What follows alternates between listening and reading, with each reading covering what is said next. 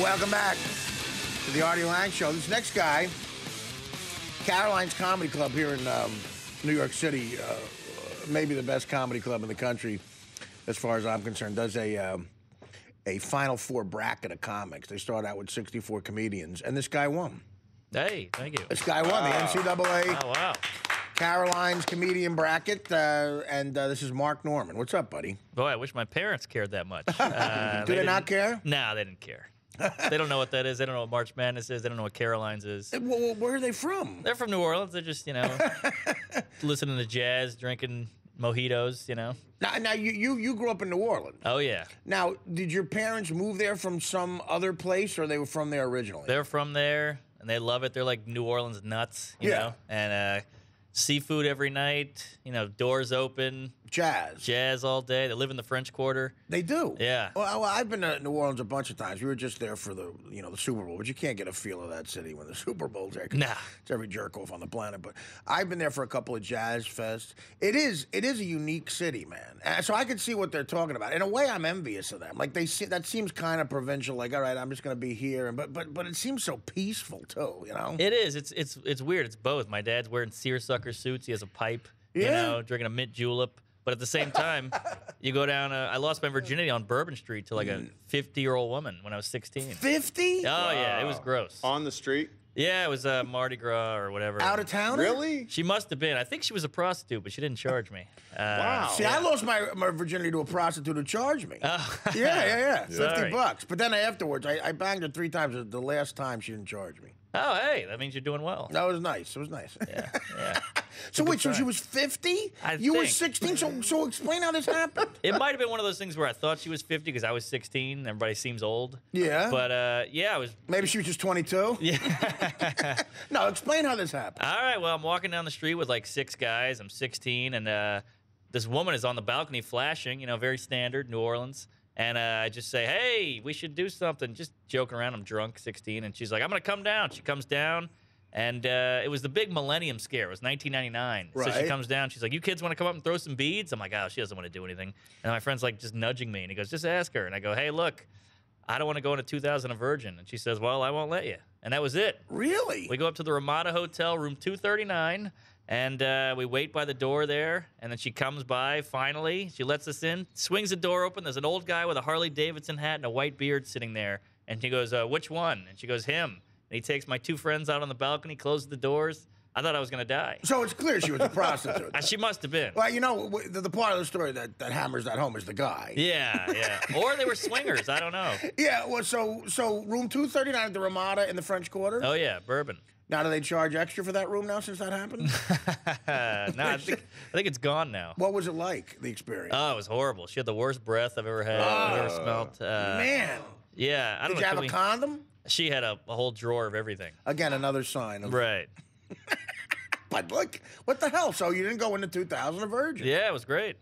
Wow, good for you. Well, I mean, New Orleans is good for that. It's good for that kind of fun. Yeah, good place to grow up. Yeah. Do you think you grew up quicker because you're from New Orleans? Yeah, I started drinking too young and all that stuff. Yeah. A lot of drugs. Now, are you a big fan of the book, The Confederacy of Dunces? Of course. Right, you love that, right? Colin Quinn said the same thing. Yeah, sure. I mean, Colin is, him and I love talking about that book. Oh, really? I talk about that book with Colin all the time. It's like we're obsessed with it. It's so good, and I'm glad the movie is taking so long. I don't want the movie to come out. I don't think the movie's going to be made. I don't think it can be made. Good. Did you ever read that, John? No, I have no idea what this is. Oh, come on. Confederacy of Dunces? Oh, wait. Let's just bring John in the conversation. Have you ever read the Brett Favre story? No. Sorry.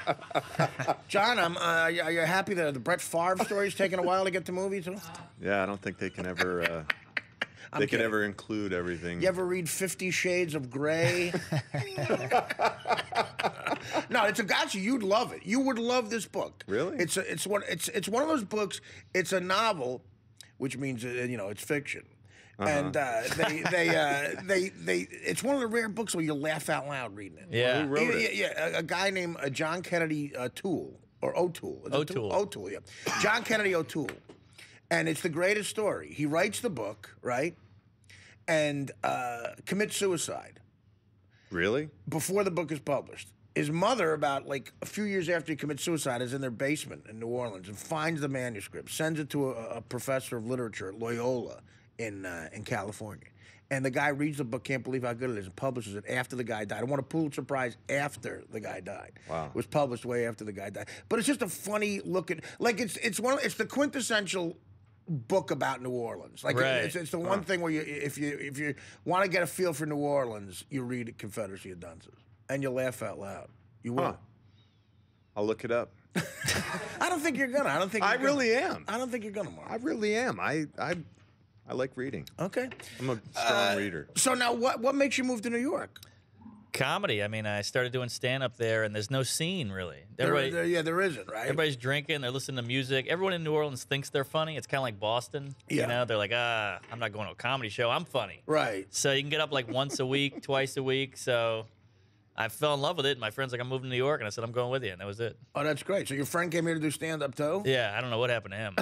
Did you lose him in the shuffle? Yeah, he's gone. You don't know what happened to him? I mean, we're friends, but he was like a religious kid, very, very sheltered. And he just found drugs and women, and I lost him. A religious kid who found drugs and women. Yeah, so he's gone. Yeah, that'll happen, man. That's scary. But yeah, moved here with $800 to Crown Heights, Okay. Brooklyn, terrifying. Landlord died of AIDS. I got mugged 3 times. Eventually moved to Bushwick, which was like, paradise compared to Crown Heights, and then now I live in the city. Right. Okay. Good. So so you stuck it out, though, man. Oh, a lot yeah. of people would say, "Look, I'm packing it in." You stuck it out. Yeah, I had to. Well, I mean, some people, you have to, but some people still can't do it. Right. It was hell. Don't get me wrong. Yeah. But it was, it was a ride. Weird thing. Crown Heights, half of it's Jewish, half of it's like Caribbean black. Right. I lived on the black side, and Jews would see me like driving by in a minivan and be like, "What are you doing? Get in." I'm like, "I'm not Jewish," and they'd just speed off. Well, it sounds like an interesting place to grow up.